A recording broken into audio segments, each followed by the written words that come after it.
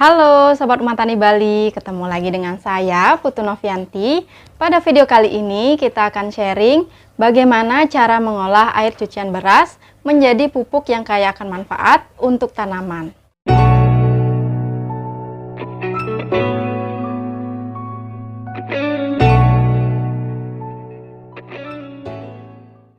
Tapi sebelum lanjut, jangan lupa diklik tulisan subscribe, nyalakan lonceng dan aktifkan notifikasi di HP kalian agar kalian tidak ketinggalan update terbaru video kami seputar urban farming. Nah teman-teman, kalian tahu nggak sih ini apa?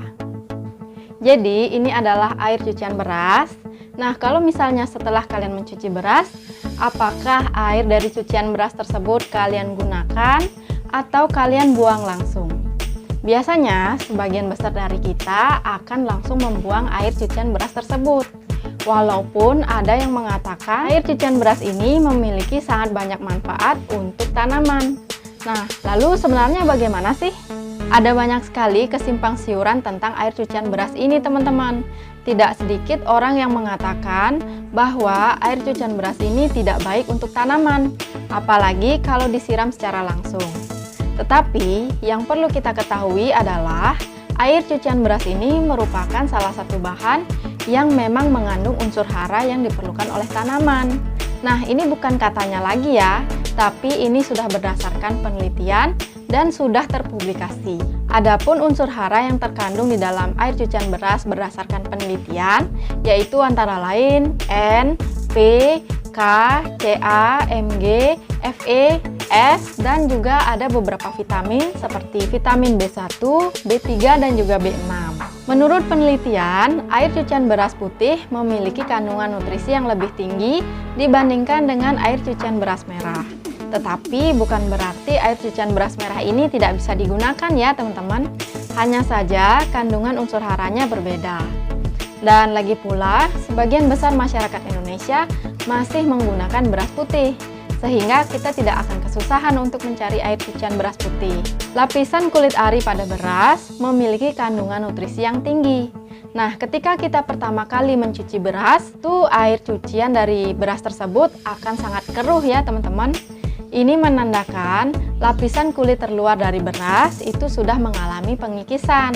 Dan ini menjadi pertimbangan bahwa air cucian beras yang pertama itu memiliki kandungan nutrisi yang paling tinggi dan paling cocok untuk tanaman.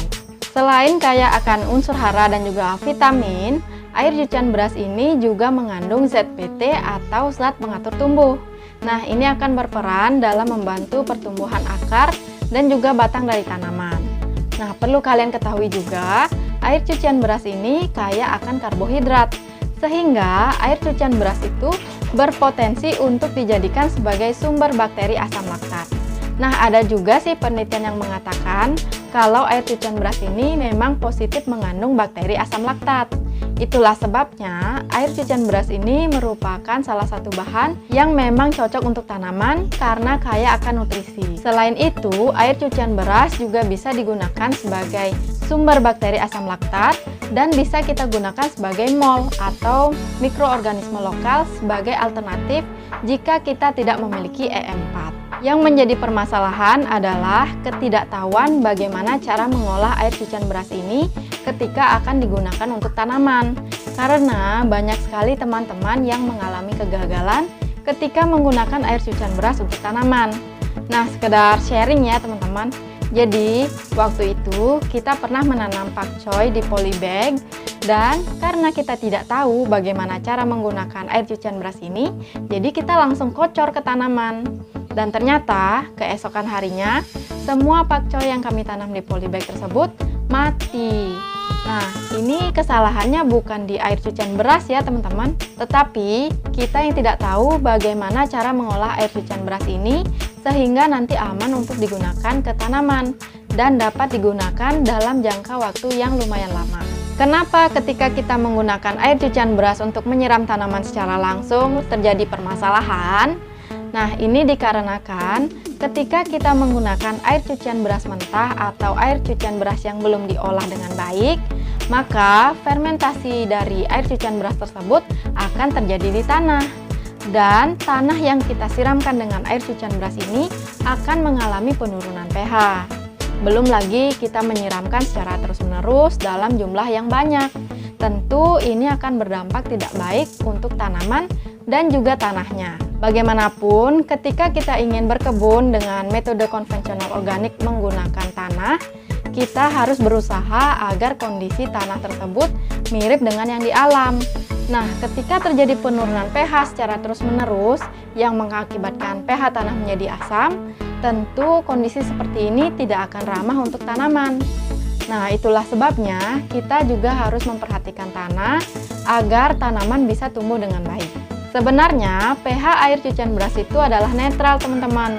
Tetapi, ketika kita mengocor tanaman secara langsung menggunakan air cucian beras yang mentah, nah seperti yang sudah saya uraikan tadi, tentu kondisi ini tidak baik untuk tanaman, sehingga kita perlu melakukan pengolahan untuk air cucian beras dan kita akan menggunakan teknik fermentasi. Nah, teknik fermentasi di sini sangat sederhana ya teman-teman. Jadi, kita memerlukan air cucian beras, gula merah atau gula putih, dan kita menggunakan starter berupa E4. Selain itu, kita juga perlu menyiapkan wadah untuk proses fermentasi ya. Nah, kita bisa menggunakan botol, jerigen, toples, atau wadah yang lain yang bisa kita gunakan dalam proses fermentasi. Nah, kalau kami di sini, kami menggunakan botol yang berbeda ukuran. Jadi, botol yang besar ini kita gunakan sebagai tempat fermentasi, dan yang kecil kita gunakan sebagai air, dan kita sambungkan dengan selang. Jadi nanti gas-gas yang terbentuk dari proses fermentasi itu kita alirkan ke air. Jadi kita tidak repot membuka dan menutup tutup botol, ataupun kita takut jika botol tersebut akan meledak. Ketika terjadi proses fermentasi, tentu akan menghasilkan gas-gas, sehingga wadah yang kita gunakan untuk melakukan fermentasi itu akan menjadi kembung. Apalagi misalnya kalian mengisi secara penuh wadah tersebut. Nah, ini akan memperbesar kemungkinan wadah tersebut akan meledak. Dan untuk mengantisipasi hal tersebut, kalian bisa membuka tutup dari wadah tersebut. Tapi dibuka tidak secara keseluruhan ya teman-teman, tetapi hanya dibuka sedikit sampai terdengar suara di dalam wadah itu saja. Atau mungkin kalian ingin menggunakan cara yang seperti kami ini. Nah, ini relatif lebih mudah ya teman-teman. Dan saran kami, jika kalian menggunakan botol yang memiliki tutup yang cenderung sempit, sebaiknya sisakan ruang paling tidak 10% ya, itu sebagai ruang hampa. Dan ketika terjadi proses fermentasi, maka gas-gas yang terbentuk ini masih bisa tertahan di botol sebelum kita buka. Sekarang kita simak langsung yuk gimana cara fermentasi air cucian beras ini.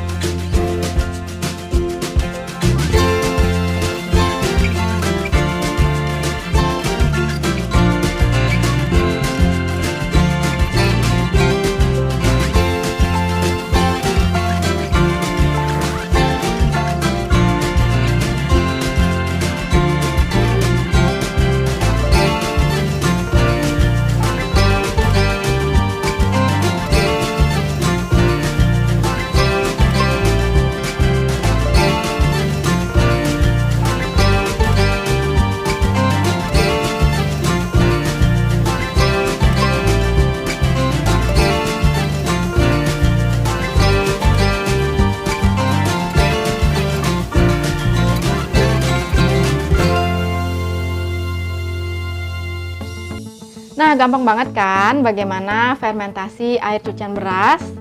Jadi, air cucian beras yang sudah difermentasi ini kita bisa menggunakan sebagai mol dan juga POC. Kalian bingung nggak sih kenapa kita bisa menggunakan sebagai mol dan juga POC? Jadi, ketika air cucian beras yang sudah difermentasi ini kita gunakan sebagai starter bakteri, misalnya ketika pembuatan kompos. Nah, seperti di video kemarin, ketika pembuatan kompos itu, kita kan menggunakan starter bakteri dari E4. Nah, starter bakteri E4 itu kita bisa ganti dengan air cucian beras yang sudah difermentasi ini. Nah, ketika saat itulah air cucian beras yang sudah difermentasi ini kita sebut dengan mol atau mikroorganisme lokal. Berbeda halnya ketika kita mengencerkan air cucian beras yang sudah difermentasi ini untuk dikocor ke tanaman ataupun disemprotkan ke tanaman. Jadi ketika itu air cucian beras yang sudah difermentasi itu kita sebut dengan POC atau pupuk organik cair. Jadi jangan bingung ya dengan istilah-istilah seperti itu, karena itu mempermudah dalam membedakan kapan dia bisa menjadi mol, kapan dia menjadi POC.